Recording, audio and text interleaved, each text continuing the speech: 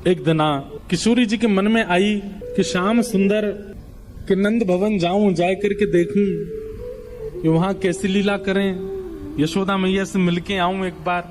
किशोरी जी के मन में आई अपने आप। ठाकुर जी ने पता तो बता ही रखे हो, ठाकुर जी तो 2-3 बार आ चुके हैं बरसाने, आज पहली बार किशोरी जी नंद भवन जा रहे हैं। ये बड़े बंधन के आते हैं हमसे मिलने निकुंज में, आज ने घर ही जाके देखे इनकी कितनी पूंछ है घर में। खेलन के मिस कुंवर राधिका नंद भवन को, नंद भवन पहुंच गई अकेली और मन में विचार कर रही है कैसे बुलाऊं कन्हैया को। सबसे पूछो भैया नंद भवन कहाँ है, बोले ये सामने वाला ही नंद भवन है, हम छोड़े वरना मैं चली जाऊंगी। छोटी सी किशोरी जी पहुंच गई। अब अज्ञात घर में अचानक अंदर कैसे प्रवेश करूं, द्वार लगे हैं, तो बाहर से ही किशोरी जी कह रही है, कहा सकुच सहित मधुरे कर बोली, सकुच सहित मधुरे स्वर बोली, क्या घर है कुंवर कन्हाई। किशोरी जी बाहर से कह रही हैं, अरे जा घर में कुंवर कन्हाई है का, संकोच भी है और मधुर स्वर भी है। ठाकुर जी क्या कर रहे हैं इस समय, ठाकुर जी यशोदा मैया से लड़ रहे हैं भीतर। काय बात पे लड़ रहे हैं, बोले मैया मैं बड़ो हैगो, मेरा ब्याह करा दे, मेरी उम्र है गई है। मैया बोली कितने बरस को हैगो तू, 4.5 साल को हैगो मैया। अब देख मेरे पाम पहले मुंह पे चलो ना जातो, तेरी गोदी में रहते, अब मैं चलन लगो, अब मैं बैठन लगो, अब तो अपने हाथन से खान लगो मैया, अब मेरा ब्याह कराए थे। मैया बोली नहीं कराऊंगी ब्याह। सो ठाकुर जी ने अपनी चोटी खोल ली, बेणी खोल ली, अपनो सबरो श्रृंगार मिटा लियो। बोले अगर मेरा ब्याह नहीं कराएगी तो मैं जमीन में लौट जाऊंगा, मैं सबरी मट्टी अपने ऊपर लगा लूंगा, अपने सबरो श्रृंगार बिगाड़ लूंगा। ठाकुर जी ने आंखन को काजल बिगाड़ लियो, सबरो श्रृंगार बिगाड़ लियो, अपने केस वे सब उधार लिए, अपने वस्त्रन को फाड़ हुए लगे। बोले मैया मेरा ब्याह करा। मैया बोली वैसे ही तू कारो है और ये सबरो अपना श्रृंगार बिगाड़ करके इतना बुरा हो जाएगा, कोई तो ब्याह ना करेगा। बोले मैया तू या बात की मत कहियो, तू एक बार हामी भर। नंद भवन से लेके जमुना जी तक गोपी गोपी खड़ी होंगी ब्याह करवे को मोते। जैसे ही ठाकुर जी ने सुनी, अरे मैया नहीं रुक जा, नहीं रुक, चिल्ला रही हो मत, देख तू तो चिल्ला रही, देख कैसे कोई कोयल सी आवाज में बोल रहा हो भारती, अरे घर पे कुंवर कन्हाई है का।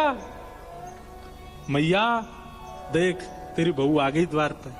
मैया जी वही आई है जा तो ब्याह करना मोए।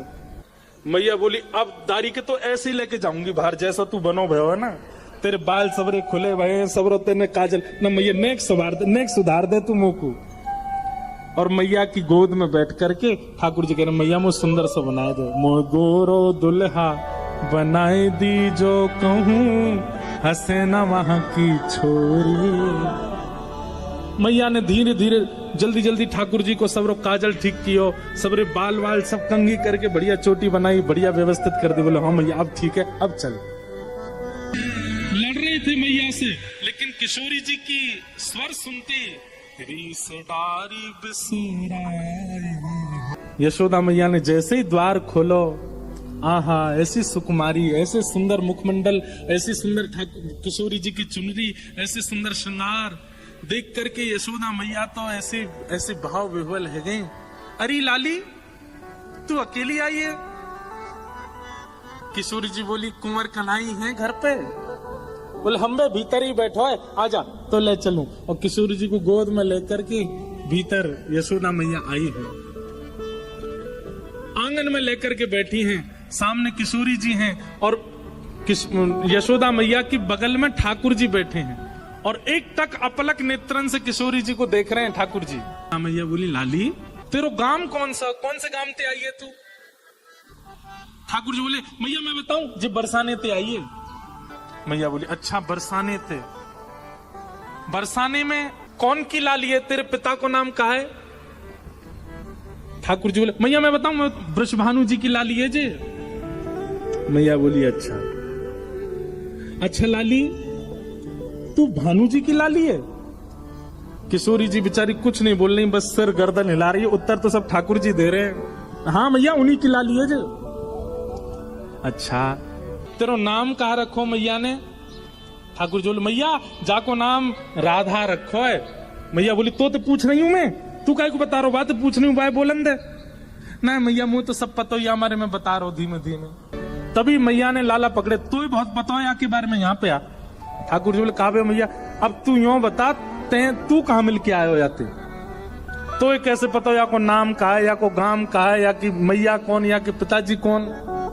ठाकुर जी बोले मैया जमुना तीर कलही में भूलो, जमुना तीर कलही में भूलो, बाह पकड़ ले आई हो। मैया कल मैं जमुना जी में गयो खेलवे के काज। बोले अच्छा फिर माँ का भयो?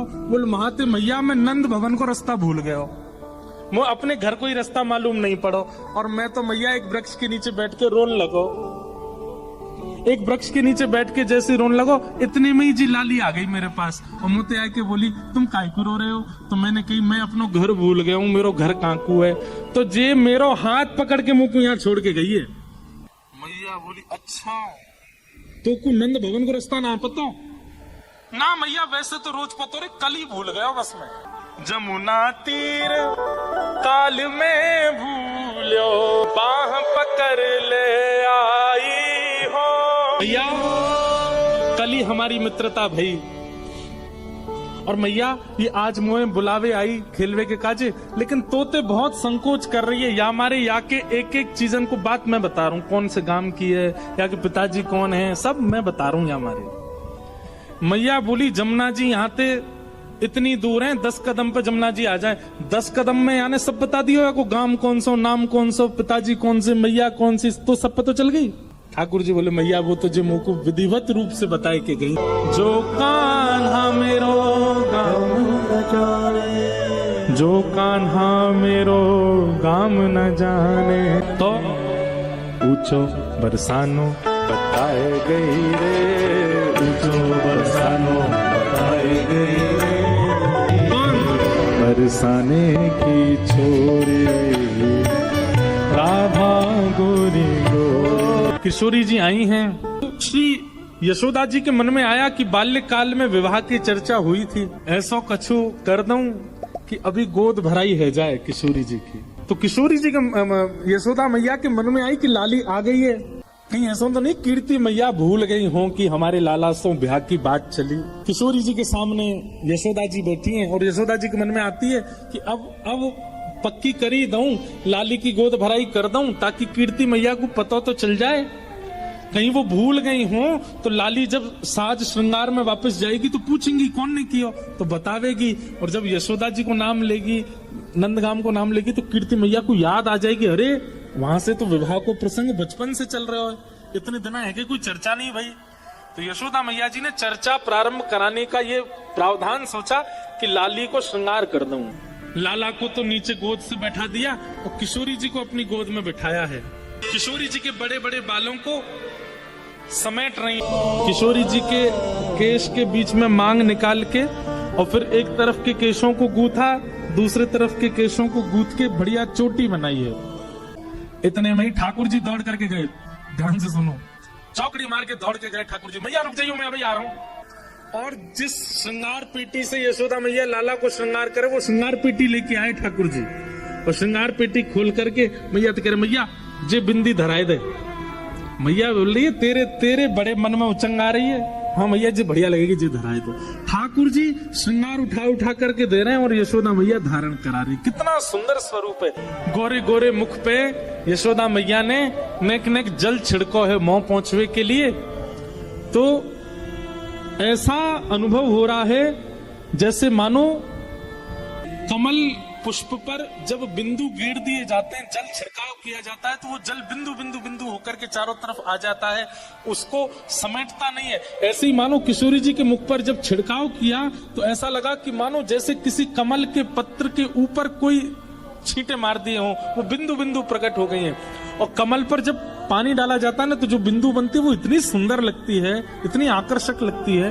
किशोरी जी के मुख को देख करके यशोदा मैया तो लाला भूल गई। ठाकुर जी बीच बीच में इशारों कर रहे, मैया मुंह पे ध्यान रखियो, कहीं पता चली मोह दिया वे वृषभानु जी को, लाली को धल ले अपने पास ही। यशोदा मैया वो लाला तू मेरे मन की कैसे पढ़ ले, मैं तो यही सोच रही। लाली देख कैसी सुपात्र है, कैसी सुकोमला है, मेरी मानेगी, मेरी करेगी, सब बात करेगी। किशोरी जी मंद मंद मुस्कुरा रही है, ठाकुर जी रूठ रहे हैं। किशोरी जी कह रही है हाँ मैया बात अच्छी है, वहां भानु बाबा के यहाँ श्रीदामा इनके सखा हैं, वहां इनको छोड़े आओ, जो उन्हीं के संग ही रहेंगे और मैं आपके पास रह लूंगी यहाँ पे। ठाकुर जी तो महाराज मुंह फुला के बैठ गए, एक एक बिंदु आए गए आंखन में, रोवे किसी स्थिति में आ गए। लेकिन यशोदा मैया का मन तो किशोरी जी ने हरण कर लिया है। यशोदा मैया ने मुख पहुंच करके बढ़िया सुंदर तैयार किया। अब क्या कर रही हैं? सारी चीर नई फरियाल, सारी चीर नई फरियाल। छोटी सी लाली है, साड़ी तो पहन नहीं सकती, तो बीच से साड़ी फाड़ के उसकी फरिया बनाई है। फरिया मतलब घेरदार, छोटी छोटी लालियां पहन के घूमती है ना, ऐसी घेर, चारों तरफ घेर हो, ऐसी फरिया बना करके यशोदा मैया ने धारण कराई। और फिर किशोरी जी के सुंदर मुखमंडल पर बिंदी लगा करके, पत्रावली का सुंदर श्रृंगार करके, ठाकुर जी एक एक बिंदी पे ध्यान दे रहे। मैया नेक दूर कर, या को ज्यादा पास है रही है, नेक इतकू कर, नेक उतकू कर दे, हाँ अब नेक ऐसे घुमा दे, यहाँ बीच में एक कछु मोर जैसा बनाए दे। मैया कह रही है शांत बैठ जा, मुंह करन दे। लेकिन ठाकुर जी तो इतने चंग में भर रहे हैं। महावर लेके आई, किशोरी जी के हाथ में महावर लगाए, बीच में बिंदी लगाई, पामन में महावर लगाए, बीच में लाल लाल लगाई, पैरों में चारों तरफ लगाई, सुंदर किशोरी जी का श्रृंगार किया है। और फिर किशोरी जी की गोद में एक सुंदर साड़ी रख करके, तिल चावरी बतासे मेवा, तिल चावरी दियो कुंवरी की गो। अब वहाँ कीर्ति जी पूरे बरसाने में खोज रही, खूब सारी सामग्री दे करके, लाल चुनरी उड़ा करके, सब कछु दे के गोद भर दे और कही लाली अब जा। कोई कछु पूछे ना, कह दियो यशोदा जी ने किया श्रृंगार, कोई कछु ना कहेगो तो थे। नन्ही सी किशोरी जी और कन्हैया को इशारा करके वहां से चली गई, मिल के चली गई। अब वहां कीर्ति जी पूरे बरसाने में खोज रही है, मेरी लाली कहाँ चली गई। छोटी सी लाली भोरी सी है, कोई बहका के ले गए हो बाकू, सब जगह खोजे लेकिन कहीं दिखे नहीं। इतने में ही देखो नंद भवन के मार्ग से, और किशोरी जी तो महाराज वैसी सुंदर, और इतनो सुंदर श्रृंगार यशोदा मैया ने कियो। पत्रावली को श्रृंगार कियो है किशोरी जी के, सुंदर सुंदर पत्रावली बना करके किशोरी जी को श्रृंगार कियो।